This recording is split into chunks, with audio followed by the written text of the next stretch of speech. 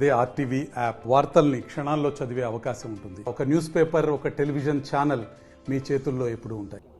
మరి కాసేపట్లో ముఖ్యమంత్రి రేవంత్ రెడ్డి మహబూబ్నగర్ పట్టణంలో ఏర్పాటు చేసినటువంటి ప్రజా దీవెన పాలమూరు ప్రజా దీవెన సభలో పాల్గొనబోతున్నారు. ఈ సభకు సంబంధించినటువంటి ఏర్పాట్లన్నీ కూడా దగ్గర నుంచి పరిశీలిస్తున్నారు. మహబూబ్నగర్ ఎంపీ అభ్యర్థి అయినటువంటి వంశీచంద్ర రెడ్డి, ప్రస్తుతం వంశీచంద్ర రెడ్డి మనతో పాటు ఉన్నారు. అన్న చెప్పండి, మొట్టమొదటిసారిగా పార్లమెంట్ అభ్యర్థుల ప్రకటనలో కూడా ఫస్ట్ మీ పేరే అనౌన్స్ చేయడం జరిగింది. ఫస్ట్ టైం కూడా ఎన్నికల శంకారావం కింద మహబూబ్నగర్ పార్లమెంటు నియోజకవర్గం నుంచి ఇక్కడ నుంచి ఎన్నికల శంకారావం పూరిస్తున్నారు. ఎట్లా చూడొచ్చు దీన్ని?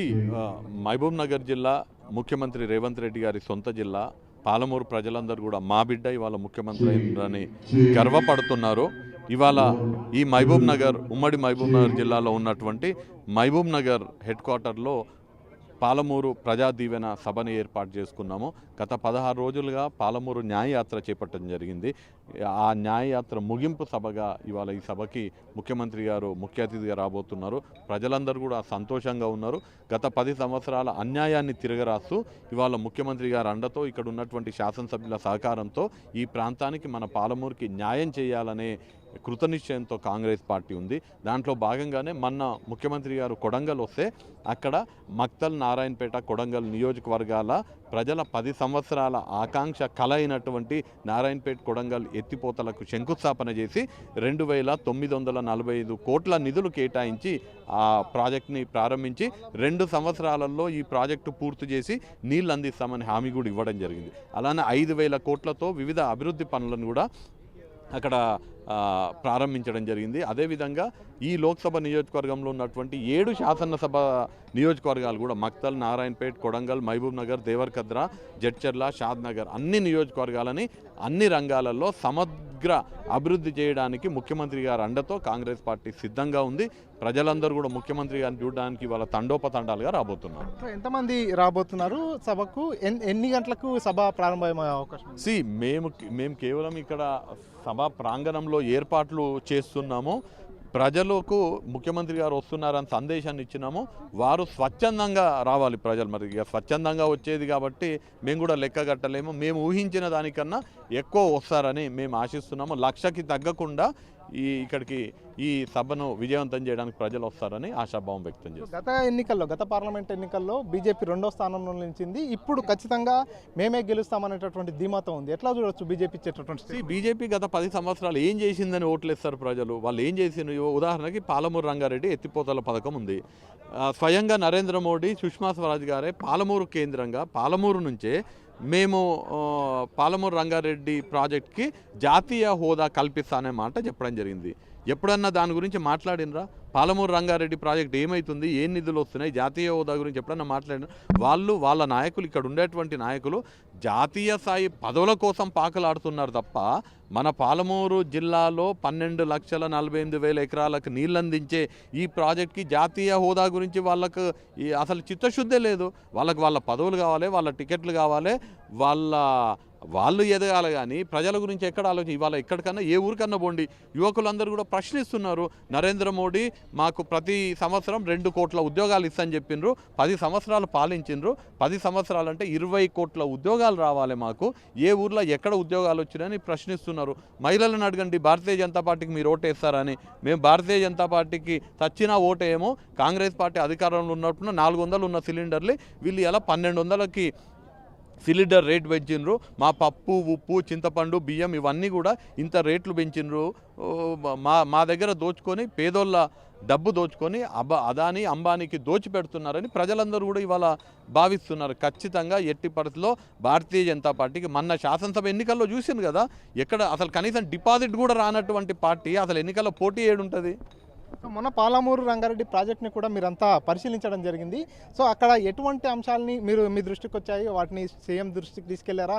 ఇప్పుడు జరగబోయే సభలో పాలమూరు రంగారెడ్డికి సంబంధించి ఏదన్నా హామీ కానీ ఏదన్నా వరాలు కురిపించే అవకాశం ఉందా ముఖ్యమంత్రి గారు? పాలమూరు రంగారెడ్డి ప్రాజెక్ట్ని వాళ్ళు ఏటీఎంగా వాడుకున్నారు. 80% పనులు పూర్తయినని నల్గొండలు చెప్పి ప్రజలను మోసం చేసే ప్రయత్నం చేస్తున్నాడు. పూర్తయింది 80% పనులు కాదు, 80% నిధులని వీళ్ళు కాంట్రాక్టర్లకు ఇచ్చి దోసుకున్నారు. 28,026 కోట్ల రూపాయలని పాలమూరు రంగారెడ్డి ఎత్తిపోతల పథకంలో దోసుకున్నారు వీళ్ళు. పాలమూరు రంగారెడ్డి మనందరం కలిసి క్షేత్రస్థాయిలో పోయి పనులు ఏమాత్రమైనా చూసినాము. కరువైన ప్రాజెక్ట్ ఎట్లుందో మనం చూసినాం. ఉదండాపూర్ అయితే కనీసం 20% కూడా పూర్తి కాలేదు. అసలు లక్ష్మీదేవిపల్లి రిజర్వాయర్ ప్రారంభం కూడా కాలేదు, భూసేకరణ చేయలేదు, కాలువలు లేవు, అసలు ప్లానింగ్ లేదు, ఏం లేదు. వాళ్ళు చెప్తున్నటువంటి 80% పూర్తయినామని చెప్తున్నటువంటి ప్రాజెక్టు కేవలం 20-30% కూడా పూర్తి కాలేదు. పాలమూరు పైన కేసీఆర్ పగబట్టిండు. మనకు రావాల్సినటువంటి నీటి వాటా అయినటువంటి 570 టీఎంసీలను సాధించలేకపోయిండు. ఇచ్చినటువంటి కేటాయించినటువంటి వాటాను కూడా సరిగా ఉపయోగించుకోలేకపోయిండు. కొత్త ప్రాజెక్టులు కట్టలేకపోయిండు. పాత ప్రాజెక్టులని మెయింటైన్ చేయలేకపోయిండ్రు. ఆంధ్రోలు మన నీళ్ళని దోచుకుపోతుంటే దాన్ని కనీసం ఆ జలదోపిడిని అడ్డుకోలేకపోయినటువంటి అసమర్థ ముఖ్యమంత్రి కేసీఆర్. రాబోయే ఎన్నికల్లో కూడా బీఆర్ఎస్ బీఎస్పీ రెండు పొత్తులో ముందుకెళ్తాయంటున్నారు. సో ఎట్లా ఉండబోతుంది ఈ పొత్తు మీకు ఏమైనా టఫ్ ఫైట్ ఇచ్చే అవకాశం? బీఆర్ఎస్ బీజేపీ వాళ్ళు అధికారికంగా బీఆర్ఎస్ బీఎస్పీ ఇవాళ అధికారికంగా పొత్తులోకి పోయినరు. ఓకే, కానీ వాళ్ళు బీజేపీతో పొత్తులో ఉన్నారు, బీఆర్ఎస్ వాళ్ళు ఎంఐఎంతో పొత్తులో ఉన్నారు, ఇప్పుడు బీఎస్పీతో. అంటే ఇప్పుడు వాళ్ళ పొత్తు, వాళ్ళ కూటమి గతంలో 3 పార్టీల కూటమి, అనధికారికంగా 3 పార్టీల కూటమి ఉండేది, బీఆర్ఎస్ బీజేపీ ఎంఐఎం.